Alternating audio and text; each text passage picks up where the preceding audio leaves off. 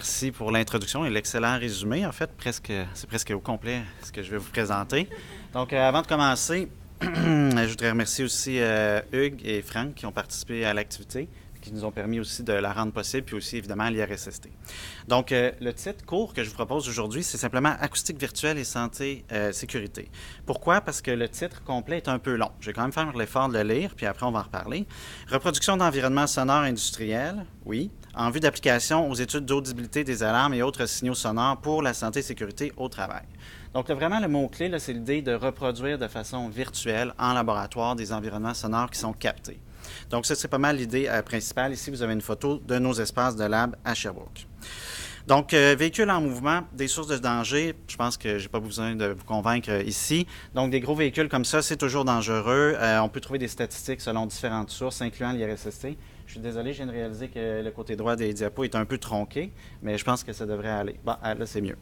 Donc, évidemment, c'est une source de danger. Donc, ce qui est vraiment particulier, c'est qu'on sait qu'il peut y avoir des accidents, soit avec des blessures mineures, majeures ou même la mort. Mais pourtant, en fait, tous les véhicules sont équipés d'alarmes de recul, par exemple. Donc, pourquoi il y a encore un danger? Donc, c'est un peu ça comme la question qui est ambiante pour ce matin. Puis, en fait, une de mes pistes de réponse ou de motivation, c'est que la localisation sonore, c'est pas une tâche facile. On le fait, nous, chaque jour, notre ami nous appelle à droite, à gauche, on tourne la tête dans la bonne direction, mais notre cerveau a appris à le faire de façon pré-attentive.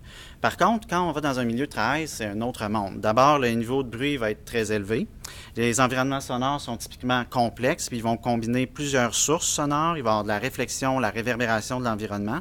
Puis ce qui est vraiment une caractéristique aussi assez particulière, c'est qu'on va avoir une concurrence des sources sonores qui vient de 360 degrés, mais en réalité, ça vient d'une sphère.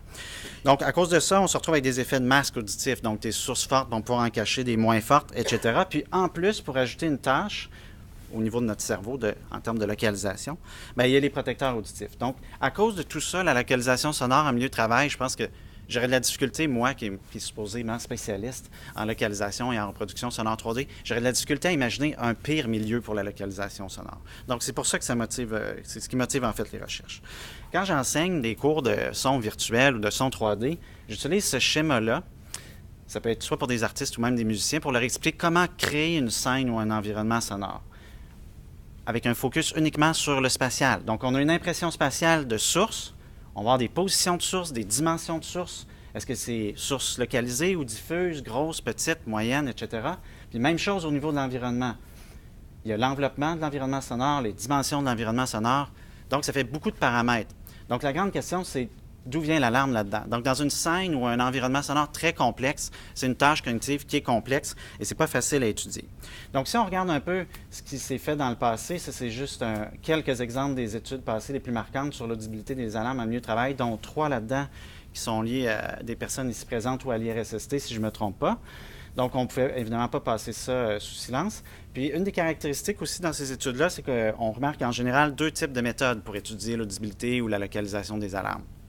Soit qu'on le fait sur site, donc sur une usine, mais là, vous imaginez toute la complexité de gérer ça sur le site, le patron, machin, ou on le fait en laboratoire avec des haut-parleurs. Donc, chacun de ces méthodes-là, typiquement, va avoir des avantages et des désavantages. Nous, la différence, c'est que là, on se posait la question, est-ce que l'acoustique virtuelle ne peut pas nous aider à régler des problèmes méthodologiques qu'on peut trouver dans l'une ou des 2 autres méthodes pour peut-être, non pas nécessairement aller plus loin, mais plutôt, surtout, faire des expériences plus vite, avec des comparaisons plus rapides, parce qu'on est dans le monde virtuel. Donc, l'acoustique virtuelle, c'est quoi? Est-ce que quelqu'un qui a déjà entendu parler de ça ici? Pas beaucoup de réactions. Je vais quand même prendre le temps de l'expliquer. Ça, c'est notre lab. Vous voyez, il y a 96 haut-parleurs en carré. Puis, ce qu'on a au centre en rond, c'est une antenne de microphone qui, elle, s'occupe d'aller capter les environnements sonores qu'on veut reproduire. Mais pour essayer de faire simple, l'acoustique virtuelle, c'est quoi? L'acoustique, comme vous savez, c'est la science du son, le côté mécanique ou physique du son. Ça fait des années qu'on fait des mathématiques, des éléments finis de la modélisation. Bien, l'acoustique virtuelle, c'est prendre tout ce bagage-là qu'on a scientifique, puis on le branche sur un système de réalité virtuelle. Donc, c'est pour ça qu'on appelle ça l'acoustique virtuelle.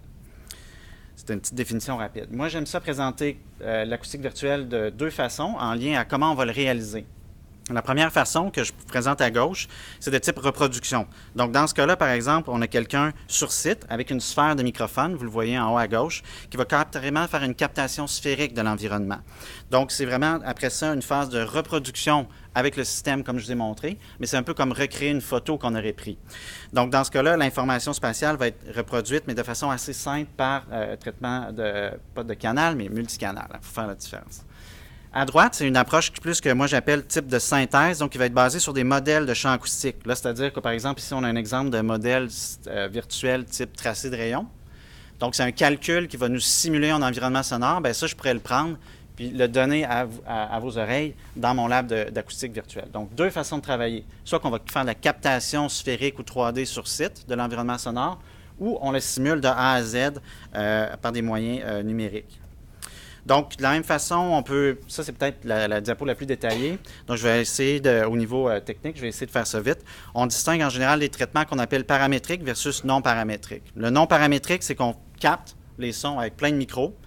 L'information spatiale se retrouve encodée dans les signaux, puis on recrache ça sur haut-parleur simplement. Donc, c'est vraiment comme une photo qu'on transpose.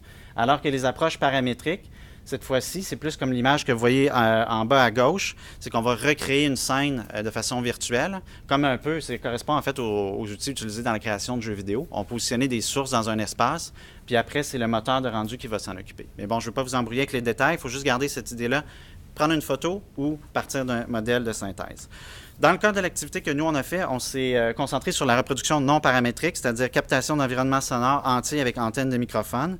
Puis après, ce que nous, on fait, c'est que par problème inverse, puis bon, on peut éviter les détails, puis par une autre technologie qu'on appelle la Wave-Field Synthesis, donc en laboratoire avec 96 haut-parleurs et 4 caissons graves, on recrée la photo de l'environnement sonore qu'on est allé chercher. Donc, pour être plus technique, si ça vous intéresse, nous, ce qu'on fait, c'est du filtrage, mais aussi de l'égalisation multicanal inverse. Qu'est-ce que c'est? Bien, scientifiquement, là, les vrais termes, c'est égalisation en fréquence du système, mais aussi réduction de la diaphonie. La diaphonie, c'est le parler croisé entre tous les canaux. Donc, ça, c'est comme c'était ma seule affirmation technique. Donc, l'acoustique virtuelle, en pratique, c'est ça. Donc, comme j'ai dit, on a 96 haut-parleurs arrangés sur un 4 mètres par 4 mètres. Puis, on voit l'antenne de microphone, qui est celle qu'on a utilisée pour faire la captation sur site. On a les rideaux noirs, comme ça, on peut se mettre plus en mode studio type audio. Donc, les objectifs de notre activité, c'était, en fait, on part d'une observation. La réalité virtuelle et l'acoustique virtuelle sont prometteuses, pour ne pas dire à la mode, en fait. Mais la grande question, c'est est-ce que c'est des outils qui sont fiables ou suffisamment adaptés pour faire des études en santé et sécurité au travail? Donc, la grande question, c'est que ça vient du jeu vidéo, ça vient des médias, mais est-ce qu'on ne peut pas transposer ça à la science? Donc, nous, notre question, c'était simplement de répondre à cette question-là. Est-ce que ce sont des outils qui peuvent être utilisés? Donc, pour le savoir, on a fait ce qu'on appelle une évaluation physique, et je souligne, donc pas sans sujet humain. Donc, c'est une évaluation physique de la capacité du système de reproduction sonore qu'on a, le nôtre évidemment, à reproduire des environnements sonores industriels qu'on est allé mesurer. Puis j'insiste, l'évaluation physique, ça veut dire capacité à reproduire les niveaux sonores, mais aussi le contenu fréquentiel des signaux, mais aussi, de façon très importante, comment le son est distribué spatialement. Puis, encore une fois, les environnements sonores industriels vont poser des défis très particuliers, notamment les niveaux. Vous avez vu la grosseur de mes haut-parleurs, c'est à peu près ça. Donc, si j'ai 100 décibels en milieu industriel, il faut que je m'assure d'être capable de le reproduire. Donc, il y a toutes sortes de contraintes comme ça. Donc, les objectifs et tâches de l'activité, de façon plus spécifique, on voulait d'abord caractériser les capacités acoustiques du système de Wave-Field Synthesis de notre lab. Ensuite, on voulait caractériser puis établir sommairement l'acoustique de quelques environnements sonores qui allaient être reproduits. Après, ça nous permettait de comparer un peu tout ça, puis de statuer est-ce que notre système devrait être ou pas capable de reproduire ce qu'on a capté. Puis une fois qu'on avait le feu vert, parce que ça a été positif, l'idée, là, après, c'est d'aller capter sur site pendant plusieurs jours des environnements sonores industriels réels avec des véhicules en mouvement et des alarmes en recul. Puis, la toute dernière étape, c'était évaluer en laboratoire par mesure objective, est-ce que la reproduction que je fais correspond bien à ce que je suis allé capter sur site. Donc, c'était un peu pour aller fermer la boucle. Donc, résultats et conclusions issus de l'activité. D'abord, le premier résultat, si on peut dire, c'est que maintenant, on a un gabarit de reproduction WFS. Qu'est-ce que ça veut dire? C'est qu'on a caractérisé la salle, c'est-à-dire fréquence minimum, maximum, niveau min et max qu'on en pouvait reproduire, puis ça nous permet de créer un gabarit ici qui correspond à la tache grise. Donc, en gros, la ligne verte, c'est un spectre que je suis allé mesurer sur un vrai site. Puis là, ça me permet rapidement de comparer, et tout ce qui est dans la zone grise, c'est un go. Par contre, vous voyez un petit morceau de ligne rouge à gauche. Ça m'indique qu'il y a une partie quand même de ce que j'ai enregistré à l'usine. Puis là, on parle de 100 décibels à 10-20 Hz. Bien, ça, malheureusement, je ne serais pas capable de le reproduire. Par contre, ce n'est pas une surprise. On travaille avec des équipements audio. Donc, disons, ça passe quand même le test. Puis, c'est des niveaux qui sont tellement extrêmes qu'on ne peut pas s'attendre à pouvoir facilement le refaire avec de l'équipement audio. Donc, ça, c'est notre premier outil qu'on a produit. Donc, un microphone, on peut aller vérifier après, est-ce que cet endroit-là, on pense oui ou non qu'il va être reproductible chez nous. Après, ça a été un beau séjour très salissant.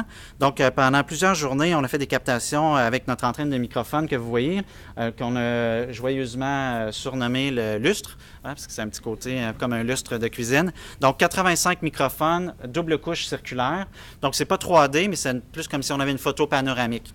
Donc, on a fait 2 jours de captation. Ça nous a permis de collecter 89 scènes pour un total de 62 gigs de données environ. On parle quand même de 85 canaux. Hein. Ça augmente plus vite que quand on fait un enregistrement à un micro. Intérieur, on a fait une seule journée, 47 scènes. Puis, on a aussi eu la chance de pouvoir faire des environnements que j'ai baptisés immersifs mais extérieurs. Donc, c'était à l'extérieur, oui, mais il y avait tellement de machinerie puis de trucs que c'est presque comme si on était à l'intérieur, mais on était dehors.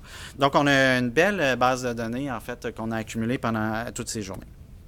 Juste un exemple de site où est-ce qu'on est allé. Ça, c'est sur un site en particulier, une mine de chaux chez Grémont, oui, c'est ça. Donc, beaucoup de gros véhicules et c'est drôle parce que les gens qui conduisaient les véhicules trouvaient ça drôle de se faire enregistrer 85 micros. Donc, ils ont quand même insisté pour nous faire des petits spectacles. Donc, ils se reculaient vers nous puis ils se sont fait plaisir avec un petit peu de pompage de moteur. Pour un 70 tonnes ou 50 tonnes, ça peut être impressionnant. Maintenant, on a les captations 3D de ça. Ça, c'était pour l'anecdote. Mais en gros, on a vraiment une base de données de différents environnements. En bas, par exemple, à droite, vous voyez, c'est un concasseur. Donc, une machine qui fait du bruit en espèce de champ libre, puis un véhicule qui s'approche, avec beaucoup, évidemment, de bruit de passage de véhicule et d'alarme de recul. Donc, en laboratoire, qu'est-ce qu'on fait? Tantôt, je vous ai raconté une blague. J'avais dit que j'avais une diapo technique. C'est pas vrai, c'est la deuxième. Mais ça reste assez simple. Donc, à gauche, on a notre champ sonore cible capté par notre cercle de microphone. Ça, c'est le cercle à gauche. C'est la captation. Après, j'ai 3 blocs. Là, c'est pas vraiment important le détail, mais je fais un traitement du signal sur mes 85 microphones. Puis, j'obtiens des signaux pour haut-parleurs que j'envoie dans ma grille ou mon rectangle ou mon carré de haut-parleurs. Puis, la clé de la méthode, au niveau scientifique, c'est qu'on replace notre antenne de microphone en plein centre de l'endroit où est-ce qu'on reproduit, puis on réenregistre ce qu'on a reproduit.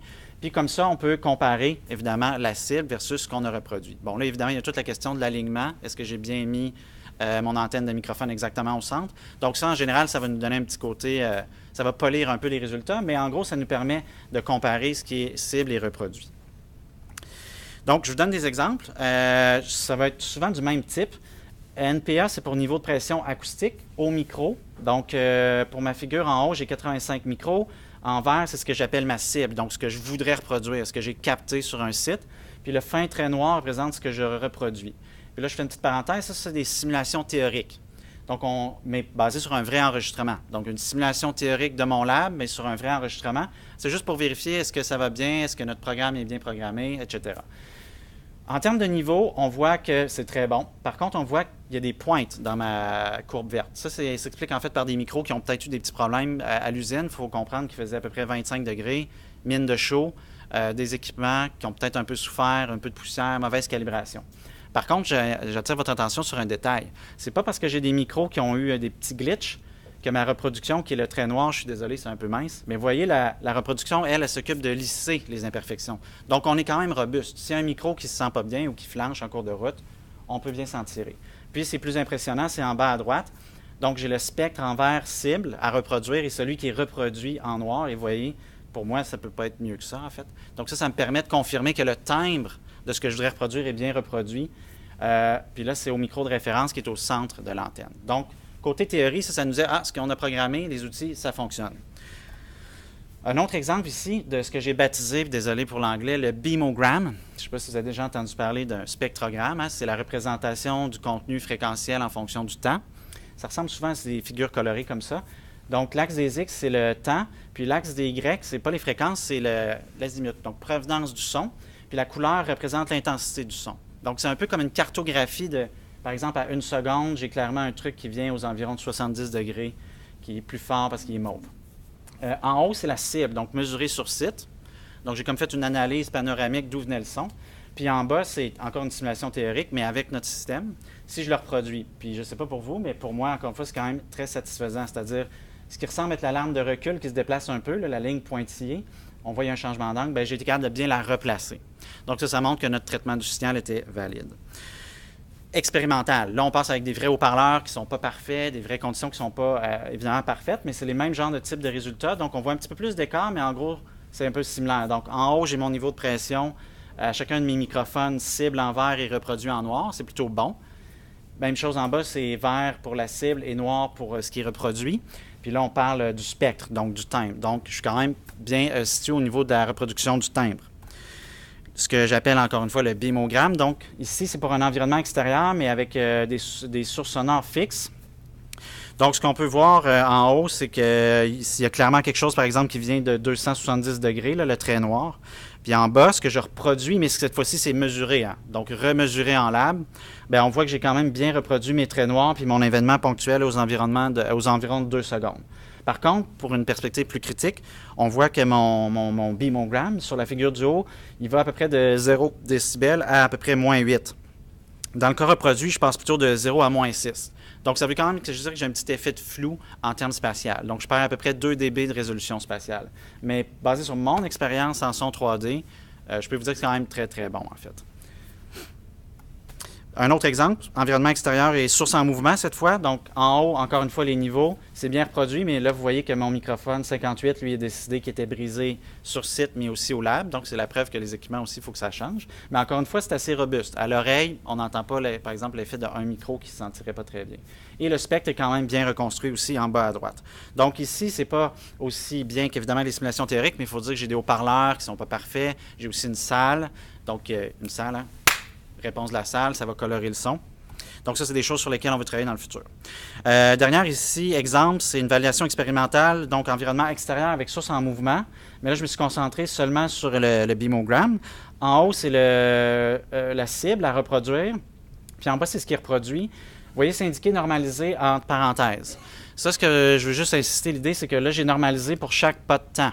Parce que dans ce cas-là ici, il y avait un véhicule à peu près tout seul. Donc, quand le véhicule, quand l'alarme, par exemple, émettait du bruit, ça pouvait masquer les autres bruits. Fait que du coup, j'aurais eu juste un pointillé. Donc, ça me permet de vérifier à chaque pas de temps, d'être certain d'avoir tout. Ben, en tout cas, bref, tout ça pour dire que c'est juste une petite normalisation pour qu'on voit mieux. Mais en gros, si on regarde, il y a comme une courbe qui descend un peu là, de 80 degrés à, je sais pas, 85, 90. On réussit bien à la reconstruire. Évidemment, il y a des artefacts. Puis j'ai aussi mes espèces de 2 blocs qui apparaissent là, de façon intermittente. Ça correspond au son du concasseur, qui était à notre gauche à peu près. Puis de l'autre côté, il y avait un muret de pierre. Donc ça, la deuxième tâche, en bas, c'était le reflet du concasseur sur le muret. Donc c'est vraiment intéressant parce que, oui, c'est pas parfait, mais on peut vraiment relocaliser les choses aux bons endroits. Exemple ici de niveau et de spectre pour un environnement intérieur et fixe, mais le temps file, donc je vous le laisse, mais c'est le même principe. Même chose ici. Encore une fois, on perd à peu près 2 décibels de dynamique, mais les sources sont bien quand même replacées et bien reproduites. Donc, conclusion de l'activité, ce qu'on a pu voir, c'est qu'avec notre système de Wavefield Synthesis OGOS, on a réalisé en fait qu'il était possible de reproduire des environnements sonores captés avec antenne de microphone. La qualité audio est bien au rendez-vous. Comme je vous ai dit, c'est une activité qui n'impliquait pas de sujet humain. Donc, vous devez me faire confiance sur base de mon expérience. Mais la qualité audio était vraiment au rendez-vous. On a des très bons haut-parleurs, très bons subwoofers, très bons amplis. Donc, pas de petits glitches ou d'anomalies. Donc, piste de développement à court terme, ce sur quoi on pense qu'est-ce qui pourrait améliorer nos résultats? Évidemment, c'est qu'on pensait égaliser la réponse en champ libre des haut-parleurs pour corriger leurs imperfections. Aussi, l'égalisation en réponse en champ libre des caissons de graves. Puis, finalement, une des choses sur lesquelles on a travaillé pas mal à cause de ce projet-là, puis par la suite, c'est l'idée d'améliorer les algorithmes pour augmenter la précision spatiale. Donc, moi, j'ai pas mal travaillé sur les idées de parcimonie puis des approches paramétriques pour augmenter le contraste spatial pour s'assurer qu'il y ait moins de fuite spatiale. Donc, si j'ai un son à gauche, je ne veux pas qu'il y ait un petit peu de fuite jusqu'à droite. Je voudrais qu'il soit très, très, très bien localisé, mieux que ce qu'on a déjà fait. Donc, autre résultat et livrable, on a, grâce à notre banque d'échantillonnons, beaucoup de démonstrations paramétriques avec des exemples de scénarios virtuels. Côté publication, on a fait 2 conférences scientifiques avec Cahier des actes, puis on a un manuscrit en préparation, mais qui est en fait terminé pour une conférence à Vancouver de IEEE, une session spéciale sur multimédia signal processing, parce qu'évidemment, il y a beaucoup de liens avec jeux vidéo, vidéo sphérique. À mon avis, ça, c'est beaucoup d'outils qui sont présents dans la stratégie du développement numérique du Québec, blablabla. Mais comme scientifique, nous, comment on se place là-dedans, comment on s'approprie ça. Donc, moi, c'est mon commentaire éditorial. Je pense que c'est intéressant d'aller voir du côté du multimédia, puis du jeu, puis du virtuel. Donc, on va y aller. Si vous voulez en apprendre plus, ça, c'est le rapport qui, si je ne me trompe pas, c'était 2016, mais bon, c'est le 937, le titre, avec Alain Berry, moi-même, Hugues et Franck, qui aussi, que j'ai vu, qui était tout à l'heure, qui est là, que je remercie encore une fois. Donc, disponible. Donc, une très belle expérience. Si j'ai à résumer maintenant les retombées pour les milieux de travail, je pense que si on a tout résumé, c'est l'idée qu'on a pu créer, mais aussi valider une plateforme d'acoustique virtuelle. Donc, le but étant de pouvoir étudier les risques physiques associés aux environnements sonores puis aux avertisseurs de danger. Ce que je vois comme avantage, c'est que ça permet de contourner les défis des vastes campagnes d'études avec sujets humains qui sont difficiles à réaliser in situ. Du moins in situ, par exemple, ça va être difficile de changer rapidement les propriétés de l'environnement. Donc, avec l'acoustique virtuelle, en un claquement de doigts, on peut passer d'un environnement avec 8 machines à gauche versus 12 machines à droite. Donc, c'est le gros avantage. Plus de variations d'environnement sonore, mais plus vite. Donc, ça veut dire aussi peut-être plus d'accumulation de données plus vite. Donc, utilité et retombées pratiques, à mon avis, c'est vraiment cette idée-là de réduire le temps nécessaire pour faire ces études-là, puis de façon aussi peut-être plus intégrée, faciliter les collaborations aussi plus dans ce style-là. Puis l'idée ultime, évidemment, c'est d'avoir d'influence puis d'informer les milieux de travail plus rapidement à cause de l'utilité du virtuel, en fait. Donc, spécifiquement, la plateforme qu'on a, elle permet donc de recréer spatialement en laboratoire des environnements bruyants réels, mais aussi avec la possibilité, puis là j'insiste là-dessus, de recréer un poste de travail virtuel ou presque matériel. C'est-à-dire, étant donné qu'on a 4 mètres par 4 mètres, ça veut aussi dire que je peux mettre un poste de travail ou un simulateur de poste de travail. En plus, les sujets humains qui feraient des tests de perception d'alarme dans notre espace, bien, ils peuvent bouger. Donc, on peut leur donner des tâches plus réalistes. Il n'y a pas d'écouteurs impliqués, il n'y a pas de motion tracking de la personne. Donc, on peut peut-être plus facilement créer une tâche ou un environnement, disons, immédiat ou manuel qui ressemble à ce que l'ouvrier fait.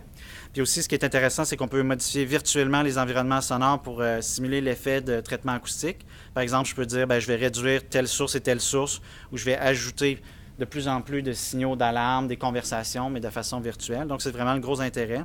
Puis, c'est l'idée de faire des études perceptives avec des changements rapides, toujours dans l'idée d'aller plus vite en termes de plan d'expérience, si on peut dire, de faire plus de facteurs, plus de niveaux. Donc, 22 minutes à peu près. Donc, c'est soit questions et discussions ou j'ai quelques autres slides d'ouverture. C'est à vous de me dire ce que vous préférez. Moi, j'aime bien quand c'est interactif, donc ça peut être question. Mais merci.